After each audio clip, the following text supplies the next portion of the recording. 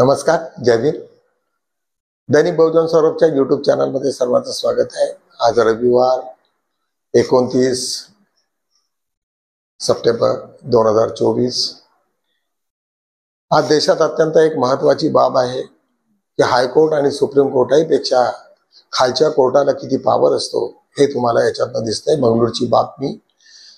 एक इसम अर्थमंत्री सीतारामन हिच्या विरोधात गेला आणि त्याच्यात जो इलेक्ट्रॉल बॉन्ड त्यांनी घेतले आणि ज्या पद्धतीने सरकारने त्याच्यावरती एका पार्टीवरती फार सातत्यानं दबाव टाकला आणि 300 करोडची डिमांड केली आणि त्यांना ते द्यावी लागली. अशा पद्धतीची त्यांच्यावरती केस आहे आणि स्वतः पार्टीच त्यांनी सांगितलेले की आम्हाला त्यांनी अशा पद्धतीने त्रास दिलेला आहे आणि त्याच्यामुळे त्या कोर्टाने खालच्या कोर्टाने सरळ त्यांना FIR करायसाठी सांगितलेले.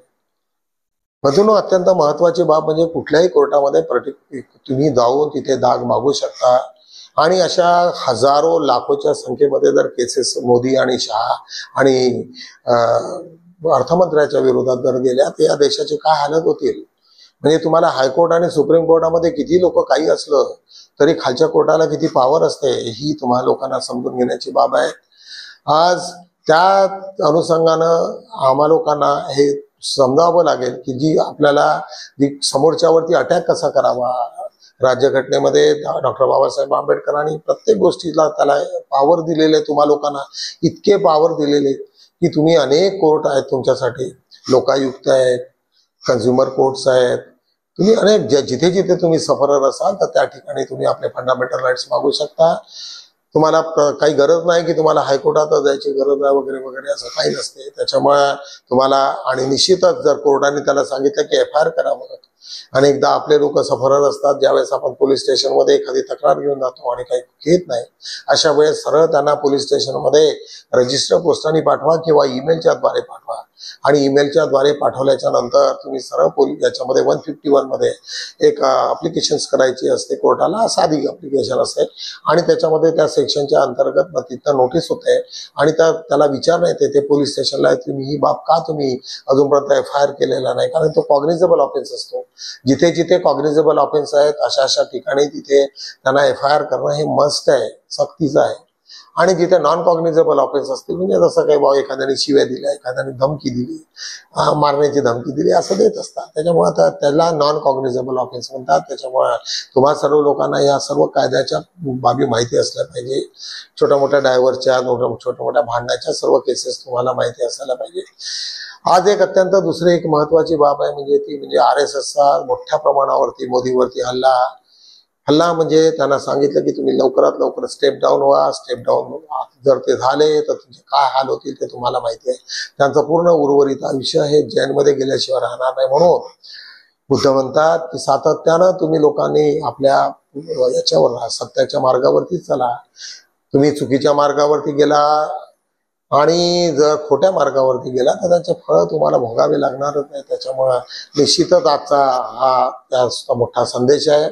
तिसरी बाब, अडाणी इथे अमेरिकेमध्ये अडाणीच्या विरुद्ध एक मोठी केस झालेली आहे आणि त्यांना मागच्या एका ऑस्ट्रेलियामध्ये इथले आपले याचे प्राईम मिनिस्टरचे जे सल्लागार होते त्यांच्या विरुद्ध एक मोठी केस आहे. त्यांना वॉरंट निघालेलं आहे. वॉरंट मात्र गव्हर्नमेंटने त्याच्यावरती कानाडोळा केलेला आहे. अमेरिका आहे ती कुठूनही त्यांना सांगून इंटरपोलच्या थ्रू इथं त्याला उचलतील एवढी अमेरिकेमध्ये धमकी हे आहे, ताकद आहे आणि अशा पद्धतीचं त्यांनी करू नये. म्हणून मला सर्वात जास्त काही दुसरं अप्लीचं काही वाटत असेल तर ते म्हणजे राहुल गांधीची ह्याच्यावरती जिथे जिथे जाहीर आहे, जिथे जिथे द्वेष आहे त्याच्यावरती फक्त प्रेमांचाच संदेश हा त्यांचा जो मुक्त म्हणजे जे त्यांच्या मनातनं निघते आणि जे कृत्य आहे त्याच्यामुळे निश्चितच त्यांचा विजय हा आहेच.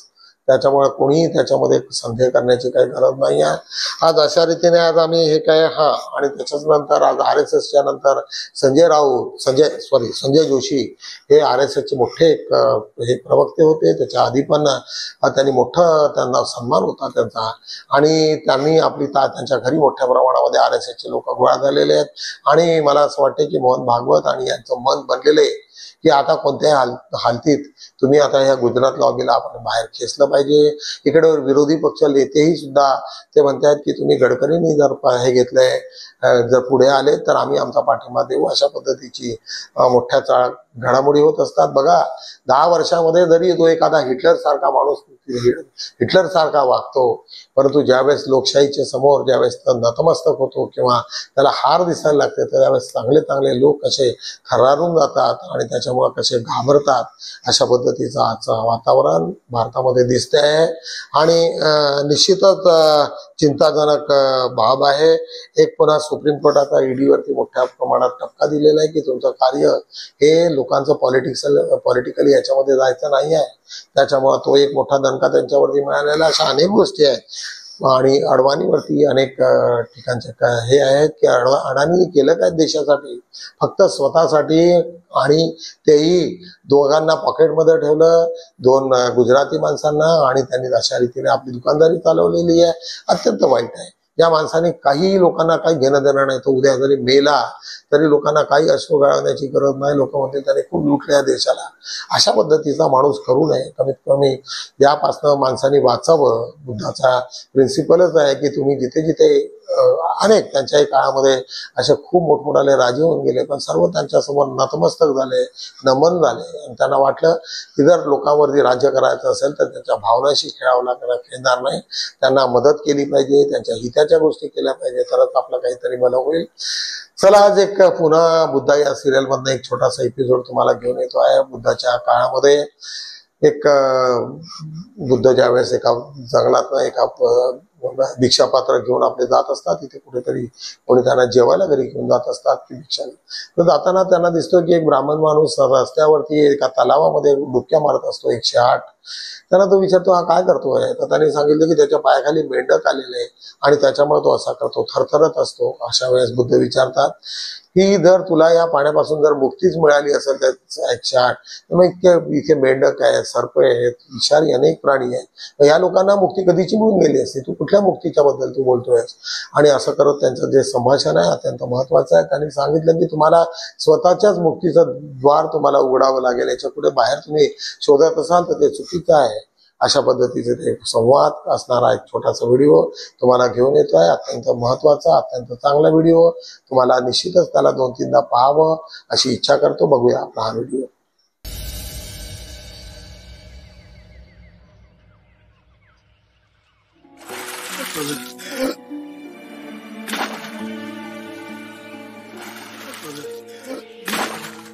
इतनी ठंड में ये व्यक्ति पानी पे डुबकियां क्यों लगा रहा है?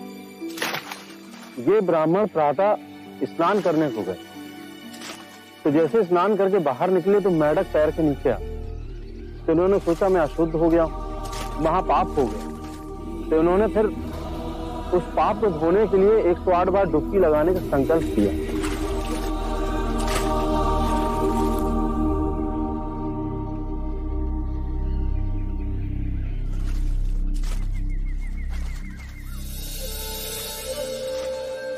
सुनिए, आप ठंड से कांप रहे हैं। यदि ऐसा करेंगे तो बीमार पड़ जाएंगे। महात्मा, अनजाने में मुझसे पाप हो गया। ये नदी गंगा नदी की उपनदी है। इसमें नहाने के बाद मेरे पाप धुल जाएंगे। इस नदी में डुबकी लगाने से यदि आपके पाप धुल जाएंगे, तो इस नदी में रहने वाले मेंढक के ऊपर पांव आने पर आप अपवित्र कैसे हो गए? यदि आपको ऐसा लगता है कि नदी में डुबकी लगाने से आपके पापों का नाश होगा, तो इस नदी में रहने वाली मछलियां, कछुए, सर्प, मेंढक, इन सबको अब तक मुक्ति मिल गई होती।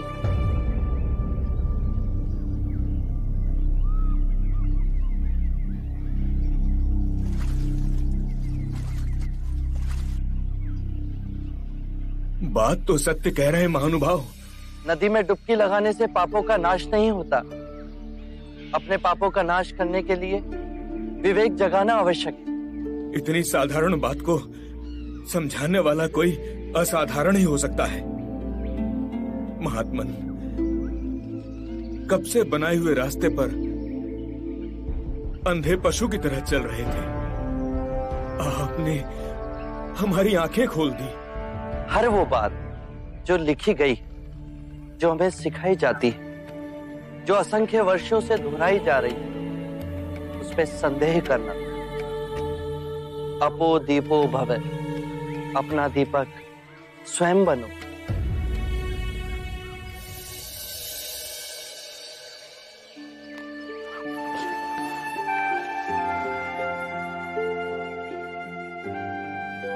आप धन्य है महात्मा। रोजप्रमाणे आपण दैनिक बहुजन सौरभचा आढावा घेऊया। आजची ठळक बातमी आहे, अर्थमंत्री निर्मला सीतारामन यांच्या विरुद्ध गुन्हा दाखल करा न्यायालयाने सांगितले आणि निश्चितच पोलीस स्टेशनला डायरेक्शन्स असल्यामुळे पोलीस स्टेशन त्याच्यामध्ये काही दिरंगाई करू शकत नाही। इव्हन हायकोर्टही नाही करू शकत आणि सुप्रीम कोर्ट एकदा जर FIR झाला त्याच्यानंतर मग हायकोर्टातच काही स्क्वॅश करा, काय करायचं ते पाहत बसतील। परंतु FIR जर मजबूत झाला तर निश्चितच त्याच्या हे होईल, कारण त्यांची तक्रारच पूर्ण अर्थपूर्ण आहे आणि अनेक गोष्टी त्यांनी लिहिलेल्या आहे की ज्या अर्थात यांनी एवढा बीजेपीने पैसा गोळा केला त्याच्यामध्ये अनेक लोकांची नावं आहेत। त्याच्यामुळे ते काही एवढ्या लवकर न सुटणारी बाब आहे ती। त्याच्या शेजारची एक बातमी अत्यंत महत्वाची आहे महाराष्ट्रासाठी, ती म्हणजे 26 नोव्हेंबरच्या आधी निवडणुका। आयुक्त राजीव कुमार यांचं म्हणणं आहे की मी 26 नोव्हेंबरच्या आधी निवडणुका घेईल। काल त्यांच्यासोबत अनेक संवाद झाला, त्यावेळेस ते बोलत होते। ह्याच्याच बाजूला भारतीय लेखिकेला लंडनमध्ये मारहाण, कुठल्या तरी वेड्या माणसाने तिच्यावरती हमला केल्याची ती बातमी आज आम्ही टाकलेली आहे। कवी लेखक की दारूवाला यांचे निधन, एकेकाळी ते दारूवाल्यांचे फार मोठे लेख आणि प्रसिद्ध होते आणि आज ते 87 वर्षाचे होते, त्यांचा मृत्यू झाल्याची बातमी आहे। लिलीतल्या घरात एकाच कुटुंबाच्या 5 जणांचे मृतदेह आढळल्याने खळबळ झालेली आहे। 5 जणांचा एकदम मृत्यू झालेला आहे, कशामुळे मेले ते अजूनपर्यंत निश्चित नाही। मुंबई विद्यापीठ सिनेट निवडणुकीत युवा सेनेचा 10 जागांवरती विजय। आज तिथे बीजेपी मोठ्या प्रमाणामध्ये हारल्याचं दिसते, त्याच्यामुळे बीजेपी मध्ये आतलं त्यांचा मनोबळ एकदम खचल्याचं सर्वीकडे दिसून राहिलेलं आहे। न्यायालयाच्या टिप्पणीला काही अर्थ नाही। देवेंद्र फडणवीस म्हणतात की बदलापूरमध्ये लैंगिक याच्यात जे हायकोर्टाने जे ऑब्झर्वेशन केलं की त्याच्यात एन्काउंटर झालं होतं तिथे आणि नंतर त्या पोलीचं काही मुली गायब आहेत अशावरती जे हायकोर्टाने केलेलं आहे आणि CBIला तो तपास देण्यासाठी बोललेलं आहे, त्याच्यावरती फडणवीसांनी जर असं उत्तर देणं की न्यायालयाच्या टिप्पणीला काही अर्थ नाही, एक कंटेम्प्ट ऑफ कोर्ट होईल। जर त्याच्यावरती कंटेम्प्ट ऑफ कोर्टची जर एखादी केस टाकली तर निश्चितच त्याला ऍडमिट होईल आणि त्याला जबाब विचारते की तुम्ही कोणत्या खाली विचारताय। इव्हन सरकार कुठल्याही कोर्टाची टिप्पणी जरी असेल आणि ती हायकोर्टाची टिप्पणी आहे, त्याच्यामुळे काही लोकांनी निश्चितच त्याच्यावरती केस टाकावी। आज प्रथम स्मरण दिवस। आज आमचे गुरु गुलाबराव वानकर यांना डॉक्टर बाबासाहेब आंबेडकर बँकेचे ते संस्थापक होते। संस्थापक म्हणण्यापेक्षा ते फाउंडरच होते सर्व आणि फार त्यांनी मोठा काळ त्यांनी तिथे राहिलेले। मला त्यांनी आंबेडकर कॉलेजला शिकवलेलं आहे, फिजिक्सचे टीचर होते। अत्यंत प्रामाणिक आणि अत्यंत शीलवान माणूस म्हणून त्यांच्याकडे पाहिलं जाईल। दैनिक बहुजन सौरभ बहुजनाच्या सामाजिक याच्यासाठी आज आम्ही एक स्पेशल मॅगझिन काढतो आहोत आणि मॅगझिनसाठी तुम्हाला सर्व लोकांना अशी विनंती आहे की छोट्या मोठ्या तिथे जाहिराती द्या, जेणेकरून दसऱ्याच्या निमित्तानं तुमच्या सर्वांच्या शुभेच्छा दैनिक बहुजन सौरभ राहतील। नाशिक विभागातील 16 मतदारसंघात महायुतीसाठी नाजूक आहे। 16 मतदारसंघ नाशिकमध्ये अत्यंत नाजूक स्थितीत आहे बीजेपीच्या साठी, महायुतीच्या याच्यामध्ये, कारण महायुतीमध्ये अनेक लोक रस्साखीच करत असतात आणि त्याच्यामध्ये मोठ्या प्रमाणामध्ये तिथे गडबड होण्याची शक्यता आहे आणि बीजेपीला मोठा धक्का बसेल अशा पद्धतीची बातमी आहे। आज पान 2 वरती बघूया। नाही हा शब्द पुन्हा तुम्हाला ऐकू येत नाही तोपर्यंत सगळे काही शक्य आहे। जोपर्यंत तुम्ही नाही म्हणत नाही तिथूनच सर्व बिघडते। हो म्हणा, वेळ लावा, समजलं नसेल तर 10 वेळा विचारा, परंतु नाही म्हटलं तर मग काहीच होत नाही। म्हणून तुम्हा लोकांना निश्चितच नाही म्हणण्याची सवय ठेवू नका। साड्यासारखा रंग बदलणारा राष्ट्रीय स्वयंसेवक संघ आणि भाजपा, आज आमचे मित्र आमचे बंधू अशोक सरस्वती यांचा हा लेख अत्यंत महत्वाचा आहे। आज आमचा अग्रलेख नसतो रविवारी, त्याच्यामुळे त्यांचा हा लेख आम्ही सातत्यानं संडेला देत असतो आणि ते वेळेनुसारच आपली पलट करत असतात। शक्य आहे मला इथपर्यंत वाटते की ते काँग्रेस सोबत अजूनही त्यांची बैठक सुरू असेल आणि काँग्रेसवाल्यांना सांगत असतील की बाबा तुम्ही आम्हाला जेलमध्ये टाकू नका, जे काही असेल ते, परंतु तुम्ही आमची सत्ता घ्या, परंतु आमच्या अंगावर येऊ नका, याच्यासाठी ते भेटले असतील. आणि त्याच्यामध्ये आणि हा आजचा लेख जो आहे तो निश्चितच त्याच्या दृष्टिकोनात महत्वाचा आहे. वंचितला मत म्हणजे भाजपाला विजय करणे आहे, अशासाठी बहुजन आघाडीचा एक लेख सुरेंद्र भुजाडे यांचं म्हणणं आहे. आणि निश्चितच बरोबरही आहे. आपण कुठे आहोत हे तुम्ही पाहिलं पाहिजे. एक त्यांच्या संदीप गायकवाड यांचा हा लेख लोकशाही जगामध्ये कशी मजबूत होईल आणि त्याच्यासाठी आमचं काय कर्तव्य आहे, मानवतावाद खरोखर आम्ही त्याचं पालन करतो किंवा नाही, याच्यावरती एक चांगलासा लेख संदीप गायकवाड यांचा, तुम्हाला निश्चितच तो आवडेल. नफा तोटा याच्यावरती एक छोटीशी स्टोरी त्यांनी बनवलेली आहे. सागर तायडे यांनी एका लहानशा मुलीची एका टरबूज घेऊन बसलेली असते आणि त्याच्यामध्ये लोक त्याची ती बायको एका कारमध्ये बसणाऱ्यांची ती त्याच्याशी ज्या पद्धतीचा भावटाव करते आणि त्याच्यानंतर मग त्याच्यावरती जे काही सर्व त्यांनी चांगलं चित्रित केलेलं आहे की गरीब लोकांशी कमीत कमी तुम्ही भावटाव करू नका. 2 पैसे जरी त्यांना मिळाले जास्तीचे तर तुम्हाला त्याच्यात आनंद असला पाहिजे की बाबा माझ्यामुळे त्यांना थोडा फायदा झालेला आहे. आज पान 3 वरती बघूया. मोती बनवून शिंपल्यात राहण्यापेक्षा दवबिंदू होऊन चातकाची तहान भागविणे जास्त श्रेष्ठ आहे. तुम्ही शोभनीय होऊ नका, परंतु कोणाची तरी तहान भागवता आली पाहिजे, त्या पद्धतीचं तुमचं कृत्य असलं पाहिजे. ते कलावंत गेले तरी कुठे. विकास गजबी यांचा हा लेख. अनेक आपल्या याच्यामध्ये जे चळवळीचे लोक होते, गायक होते, मोठमोठाले आंबेडकरी समाजातील मोठमोठाले जलसे व्हायचे, नाटकं व्हायचे आणि त्याच्यामध्ये संपूर्ण आंबेडकरी समाज रुजून जात होता, परंतु ते आता सर्वच्या सर्व काळाच्या याच्याने सर्वच्या सर्व संपल्यासारखं दिसते. आजचा पान 3 वरती काव्य फुले भीमराव गायकवाड यांचा हे संग्रह असतो. त्याच्यामध्ये प्रामुख्यानं ज्या लोकांच्या कविता आहेत, लोपामुद्रा शहारे नागपूर मानेवाड्याच्या, लोकशाही संविधान सुनंदा गायकवाडीचा, अश्रू महेंद्र कुमार मेश्राम यांचा, त्याच्यानंतर निसर्ग प्रवासाचा दिसतो दाशरा त्यांनी नाव लिहिलेलं नाही. असंच एक छोटीशी गोष्ट आहे, अत्यंत दुःखी आहे. केवळ 300 रुपयाकरिता फक्त त्याच्याकडे मुलगा असतो, लहानपणी नवरा मेलेला, आणि अशा ठिकाणी एका आश्रमशाळेमध्ये तो मुलगा शिकत असतो. 2 दिवस पैसे नसल्यामुळे ती जाऊ शकत नाही आई त्याला आणायला. मुलगा म्हणतो की मला आता कसं तरी मी प्रवास करून तिथपर्यंत जातो, आणि त्याच्यातच त्या मुलावरती रेप होऊन तिथेच त्याचा मर्डर होतो. आणि ज्यावेळेस ती जाते आणि त्यावेळेस तो एकुलता एक पोरगा तिच्यापासून नाहीसे असताना तिच्यावरती कोसळलेलं हे वाचतानाच हृदय असं फाटते. अशा पद्धतीचा तो आहे. चंद्रकांत सावळकर यांचा हा लेख. पान 4 वरती बघूया. आसान्या फाउंडेशन निशुल्क MPSC प्रशिक्षण बॅचचे उद्घाटन झालेले आहे. आसान्या फाउंडेशन नागपुरात अत्यंत महत्वाचं कार्य करते आहेत. अनेक जे एस्पायरंट विद्यार्थी असेल त्याच्यासाठी सर्व सुखसुविधा पुरवण्याचं ते काम करत असते. जीवनातील प्रत्येक क्षण धम्मकार्यासाठी उपयोगी ठरावा. धम्मप्रसाद भारतीय बौद्ध यांचं आव्हान तुम्हा लोकांना की प्रत्येक क्षण हा कुठे ना कुठे तरी तुम्ही लोकांसाठी अर्पण केला पाहिजे. स्मृतिशेष प्राध्यापक गुलाबराव वानकर यांच्या स्मृतिदिनी अभिवादन. आज अनेक लोकांनी त्याच्यावरती केलेलं आहे, अभिवादन दिलेलं आहे. बुद्ध भीमगीत गायक स्पर्धा आज प्राथमिक फेरी. नागार्जुन मेडिकल ट्रस्ट तर्फे निशुल्क आरोग्य तपासणी शिबिर. नागपूरची बातमी. राज्यशास्त्र विभागातील विद्यार्थ्यांशी डॉक्टर यशपाल जोगदंड यांनी साधला संवाद. अत्यंत महत्वाची बाब आहे. नागपुरात 29 ऑक्टोबरला OBC महासंघाची बैठक आहे. त्यांच्या आरक्षणाच्या बाबतीत अजून तो इश्यू संपलेला नाही. मेत्ता संघातर्फे 67व्या धम्मचक्र अनुप्रवर्तन दिनानिमित्त 31वी धम्मलेखन स्पर्धा आहे. त्याच्यामध्ये सर्व लोकांना भाग घेण्याची एक चांगली संधी आहे. पूर्वी एकही शोध भारतात लागलेला नाही. भीमराव सरवटे यांचा लेख की आमच्या देशात सर्व कॉपी पेस्ट मध्ये सर्व लोकांनी आपला वेळ बर्बाद केलेला आहे.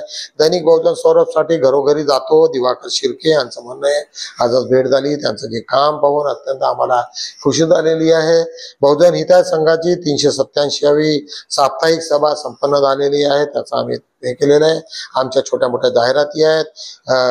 एक प्रॉपर्टी घेणे विकणे, रोजगाराची संधी, अशा रीतीने आम्ही दैनिक बहुजन सौरभचा आढावा घेतलेला आहे. निश्चितच मी तुम्हाला रोजप्रमाणे आजही विनंती करेल की तुम्ही जास्तीत जास्त लोकांना फॉरवर्ड करा. जे कुठले लेख चांगले झाले असतील त्याला क्रॉप करा, लोकांना सर्क्युलेट करा, जेणेकरून तुमचे विचार लोकांपर्यंत पोहोचायला पाहिजे, लोकांचं अप्रिसिएशन समजलं पाहिजे.